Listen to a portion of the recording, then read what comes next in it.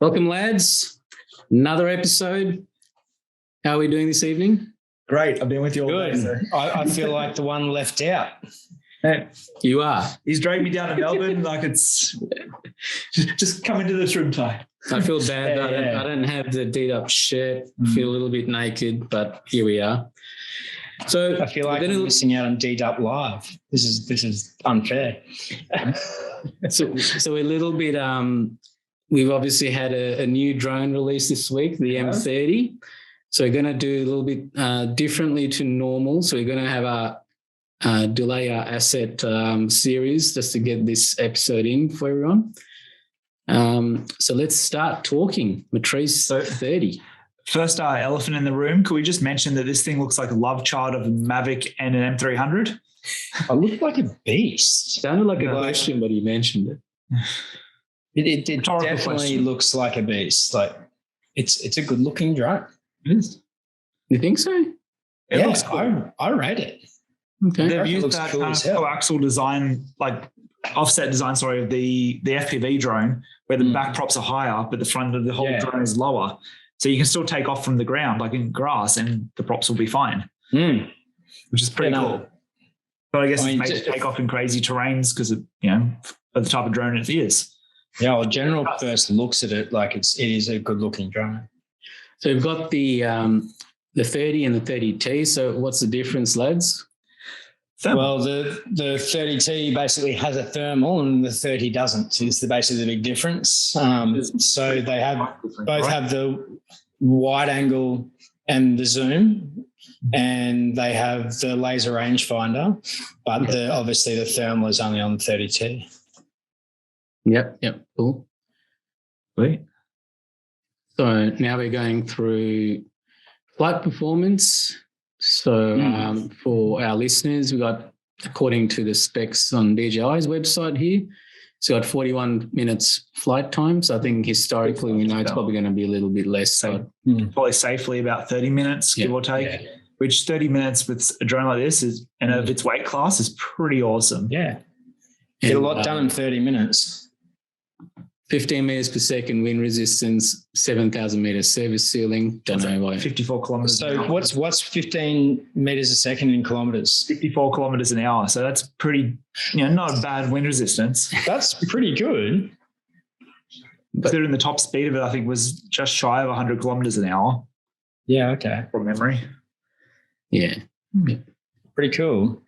And max speed's pretty high there too. So. Cool. IP55 rating. So there's a few videos gone around already of all the people who have got them early access to them soaking it with a fire hose. It still blows my mind that you can do that these days. Like there's finally into the level of waterproof usable drones. But it's good though. I mean, that's always been one of our biggest problems is wet weather or condensation or anything getting in or on the drone.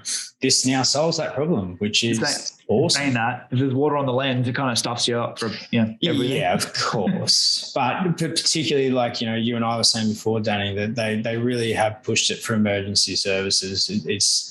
It's definitely geared for that just side of things. Scroll back up a little bit, Ty. Yeah. So it's negative 20 to 50 degrees Celsius. So a mild summer's day, right? In Australia. I've been in negative 30 and it's not nice. Maybe it's worth, we've also seen few people talk about the M300 here and, this is going to kill it, so forth. So I think just from an IP perspective, the 300 sitting, about 47 from memory? Okay. So that's what, a light dust in of rain, give or take? Yeah. So it's enough. That's probably what they claim it to be anyway. So it's enough that if it starts raining, you bring the drone back. Where they usually have a slightly better rating than what they're rated at. So like, are you willing to test that rating? On your not with a drone. I've tested with some things, but not with a just drone. off screen over there. I know what I'm doing later. I saw a fire hose downstairs. Stay tuned for the next episode of Sean crying. No, it'll be more Danny crying, I think, not Sean it'll crying. Be Danny dead. I'll be on a very quick flight back to Sydney, trust me.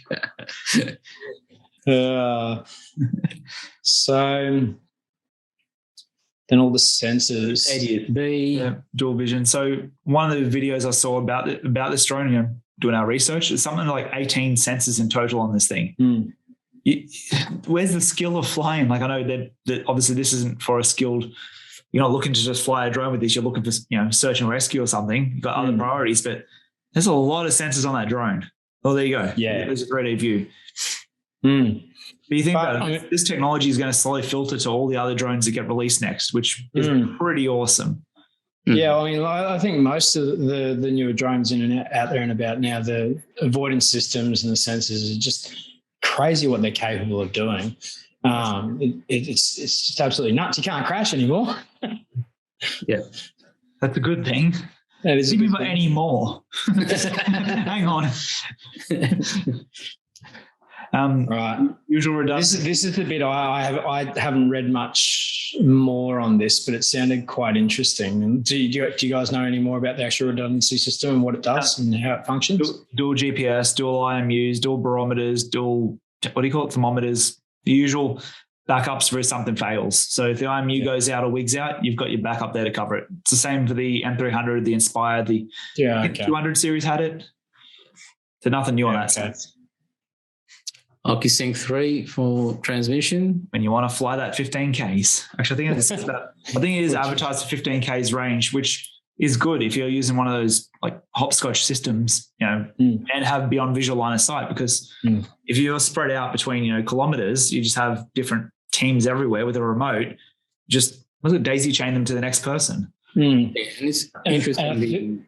Video. Having the 4G as well incorporated in the controller is a pretty cool feature. That'd be awesome as long as they're not on Vodafone. Because once you leave the CBD, there's no signal. No one normal goes on Vodafone. So we're not Vodafone up here is useless. Telstra sponsor us. Deed Up on the road. Let's make it happen, guys. Leave a comment below if you'd like to see Deed Up do a road show and get Ty into this symbol right here. Yeah. And get Telstra to sponsor us as well. Let's do it. Well, it won't be Vodafone, so. No, we won't. It looks like Danny wants it. We have Ty. You must have had a trim. Yeah, it's a bad representation, Danny. He does have hair. A little bit. Not much. Artwork right there. Brought Ty. Deed Up Roadshow. Make it happen, guys. So for our listeners, Danny is drawing on the whiteboard a picture of Ty. And a very, very bad picture at that. Very, very probably one of play that later. Probably one of the biggest things I pulled away from this drone is the lightweight and portability of it for something that's closer to an M300 than a Mavic. And you and I mentioned it before, Danny, how you see in the marketing video, the guy throwing in his backpack and running up a hill with it. Good luck doing that with an M300. You can. We tried it a couple of weeks ago when we were doing some stuff in the mountains. Did you die of a heart attack? I would have. I did. I made it down with the RTK base station. My mate had to bring the rest of it down. God bless him. Well, the drone itself, the 3 hours, not too bad. It's with the batteries. So we had 3 cases of batteries. Yeah. For anyone who doesn't know, the M300s, their battery cases are insanely heavy. They're heavier than the drone. But these ones I don't think. This thing to be able to throw it on your back and go nuts. It's well, I think in the backpack that you saw, which I'm assuming is the backpack that's in the video, I'll just quickly scroll back up. The backpack actually looked like you're carrying, 1, 2, 3, 4, 5, 6, 7 batteries and the drone in the backpack, and it's still comfortably portable. Does that annoy anyone's OCD that it's got 7 batteries and takes 2 to fly? Yeah, I feel the same way, but I just didn't say anything. Counted. It's possible too. So you would have seen for the listeners, you would have seen there the video showing the portability of it, how it's tucked away in a bag and easy for them to carry and fold out and get flying. It's quite impressive. It's very similar to the Mavic style setup for the arms and props. Size-wise, with the props unfolded is 470 by 585 by 215. Yeah. So in comparison, the M300 is 800 wide. Slightly. Yeah. Okay. So almost double. Yeah. Bloody hell, that's a big difference. Well, I mean, at the end of the day, like we've kind of discussed too, that this isn't going to cut out the M300. This is probably a baby brother. Baby brother, and it definitely has its what we think are probably its specific applications. But yeah, the few downfalls, but we'll talk about them a bit later. Yeah. But yeah, talking about a little bit more of the actual specs on the cameras themselves and the M30T. So the wide angle camera is 24 mil, or the equivalent of a 24 mil focal length, 12 megapixel half inch sensor, and a video res of 4K and 30 frames a second. I was actually surprised that the wide angle camera is only 12 megapixel. I thought it probably would have been a bit more. Maybe better for low light, maybe. Bigger pixel. Potentially, yeah. That could have been the thinking behind that. Even like the Sony A7S III, where it's only 12 megapixel full frame. There's some big pickles. Yeah, that's true. Then the zoom camera is a 48 megapixel half-inch sensor, 5x16 by optical zoom, and a 200 max digital zoom, which is hybrid zoom, as they call it, and a photo resolution of 8K and a video resolution of 4K and 30 frames a second. If you record 4K zoomed in times 200, that's still for what this drone's made for. That's pretty awesome. Yeah, so that's got a 20 megapixel zoom.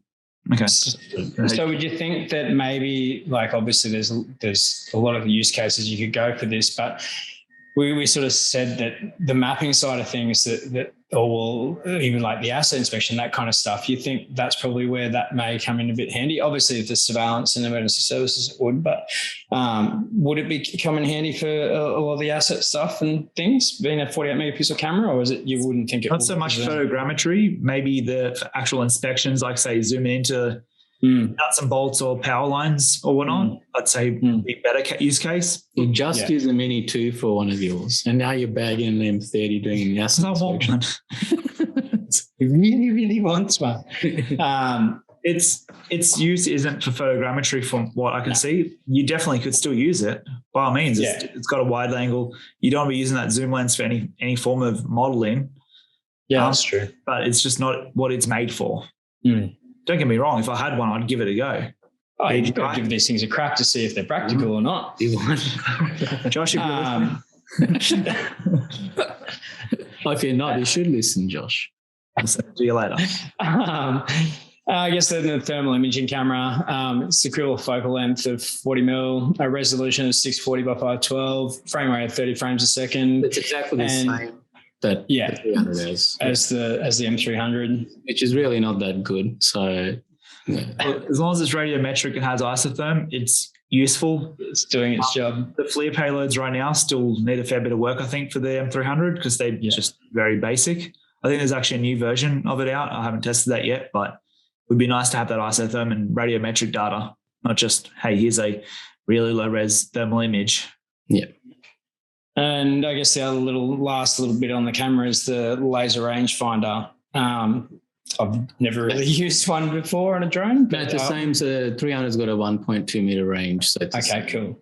So this one just has that slightly better range. 1.2 kilometer. I was like, 1.2 meters? I'm like, cool. I'm reading the 1200 meters and can't say it, obviously. It's been a long day.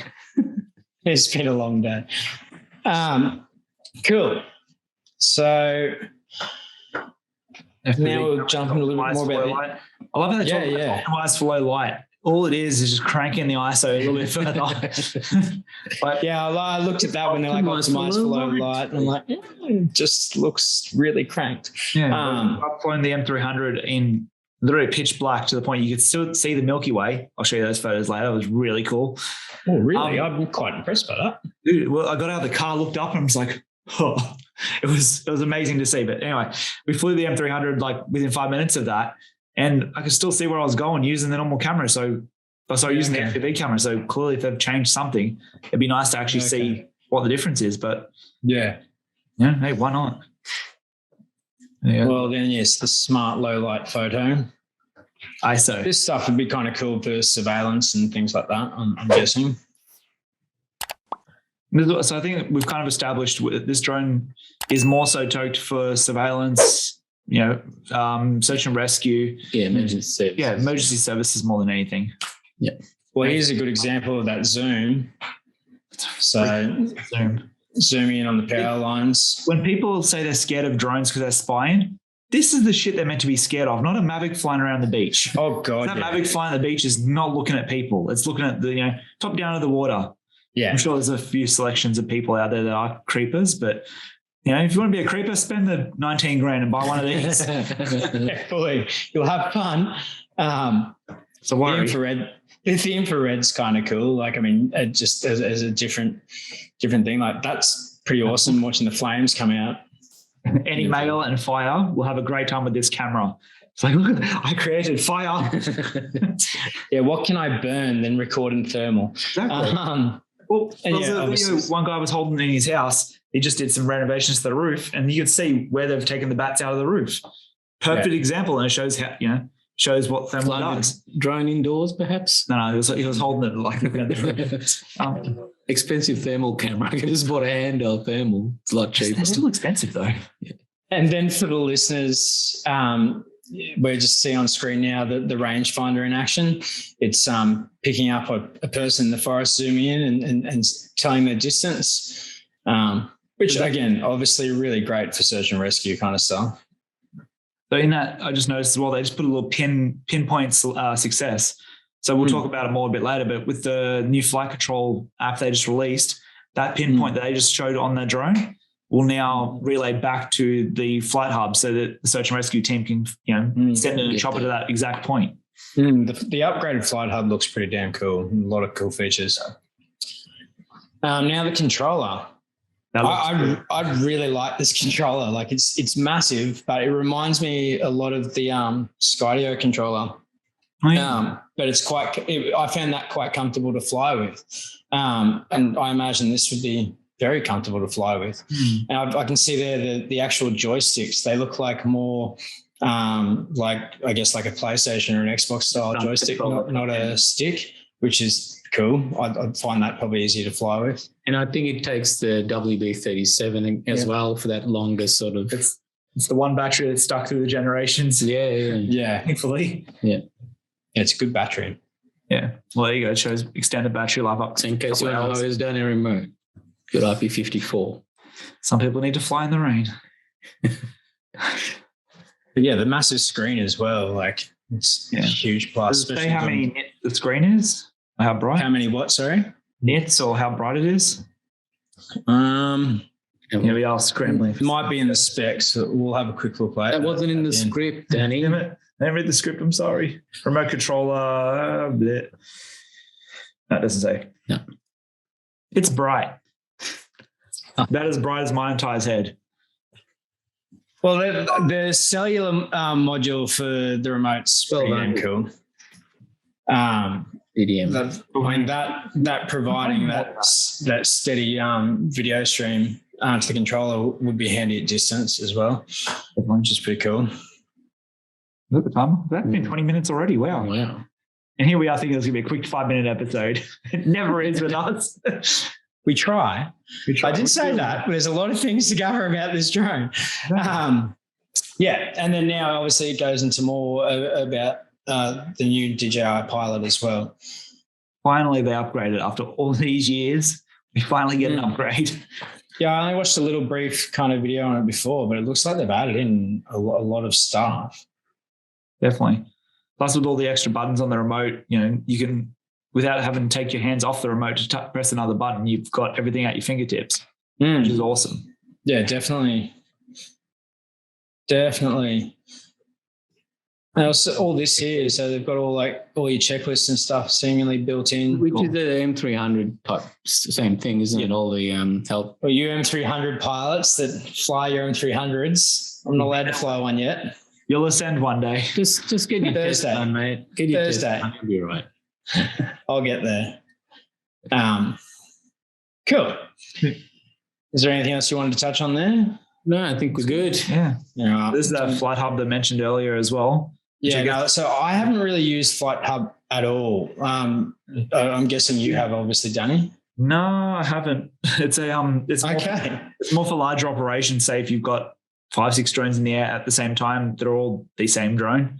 Yeah. This is perfectly aimed for search and rescue. That say you've got one person back at the office that's, coordinating the search and rescue, but they can see everything that's going on and be able to relay the information between all the pilots.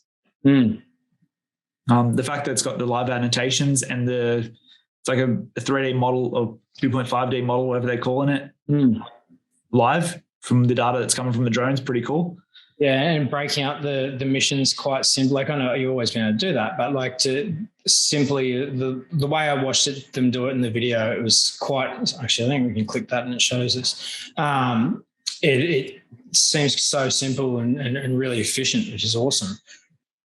I think, like you said, managing operations, emergency operations makes sense. I mean, central point to see what's going on. Then obviously the capability of being able to have your desktop, tablet, phone, or connected to it. That's cool. It actually works from the phone and everything as well. Like, put that in. Use this software with say if you're a big corporation, use that with AVCRM for your compliance software, and there's a turnkey solution right there. Like AVCRM is the go-to. We all know that. 100%. Which one was that again? That's AVCRM. Hear that, Isaac? So advanced intelligence, route planning and management. So doesn't look like anything different, does it? No, it doesn't look like anything really different. Now, I guess this is probably the biggest different for DJI anyway. The docking system. Obviously, practical for repeat missions and anything, I guess, on monitoring of sites and, mine sites, building sites, whatever you want to use the application for. But yeah, it's pretty damn cool. You guys got much more on that? Well, I think we had some use cases a while back, maybe like a year ago, where some of the remote sites that probably got mobile towers. So sort of that self-autonomous, every morning to fly, do an inspection of that tower. So I think it's good to kind of see this stuff coming out now. Yeah. But obviously we don't know a whole lot about it yet. And I don't think they've published a price for it yet, as far as I know. So nothing I've seen. I think I haven't seen a price. Things like mine sites and sites where that you are working remotely. If you got beyond visual line of sight or extended visual line of sight on your REOC, you could be one person sitting in the office and do every one of your flights without leaving the room across the whole country. It would be awesome. Until the drone discusses a dock on another dock. It won't do that, Sean. It won't do that. It'll run perfectly. I'd like to see it in action one day. Like, it looks like a pretty awesome system, but definitely. Mine sites, you can tell there's going to be money there. So that's obviously US dollars. Yeah, so we're looking at US prices.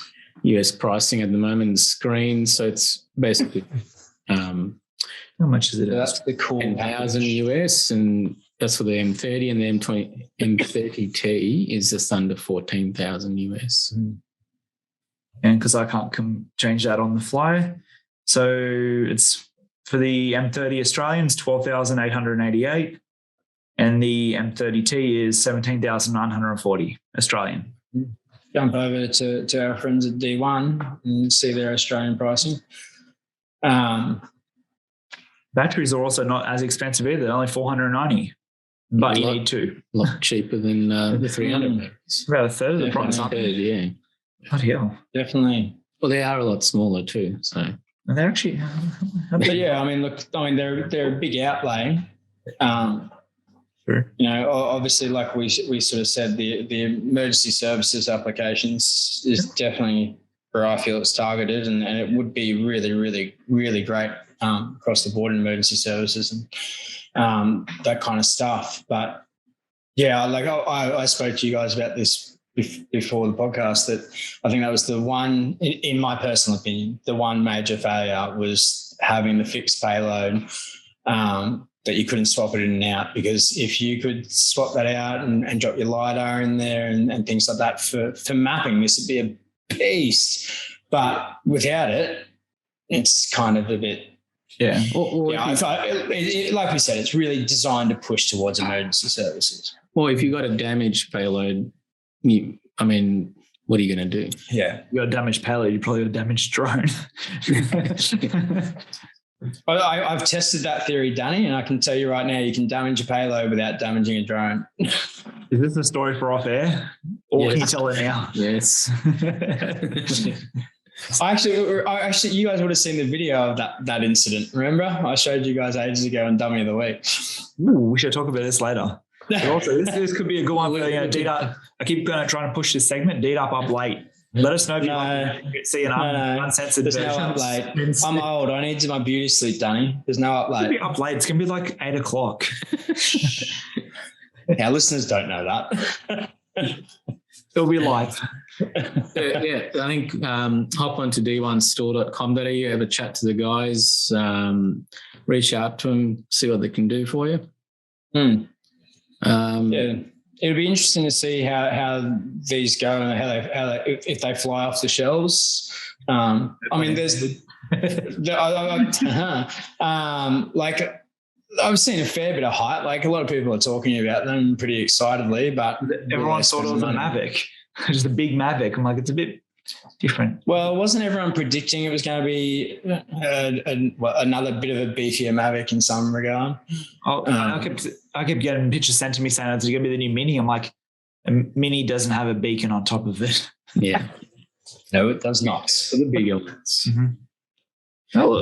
There's a lot of drones in the pipeline this year, and I think this one caught everyone by surprise, and it's going to be an interesting year, that's for sure. Like there's, the FPV Mini's to come out, Mini 3, Inspire 3. What else are they meant to come up with? I know. I want them to do another Phantom. I want to see how they can improve the Phantom 5 is going to be coming eventually. Because it's such the perfect drone. So I don't know how you improve it much more. Exactly. There is nothing to improve. Yeah, that's what I thought. But no, I actually genuinely am interested to see if DJI does bring out another Phantom. Like obviously there is a hell of a lot of room for improvement that they could do, particularly on the cameras. I think the drone itself is pretty good, but the cameras definitely could do with a bit of an upgrade. So it'd be interesting to see if DJI does take that on, because I almost felt like they forgot the Phantom a bit and started focusing heavy on the Mavics and everything else. Phantom's dead. Okay, Mavic killed it. Before we go away, I think you still owed, I think from our last episode, you needed to do a public apology for the Mini 2, I believe. Yeah. Still waiting for that. So I think you hurt the little Mini. To my Mavic Mini, I am sorry. Do I remember what I was sorry for? No, but I'm sorry. So with that, scorning the best drone ever.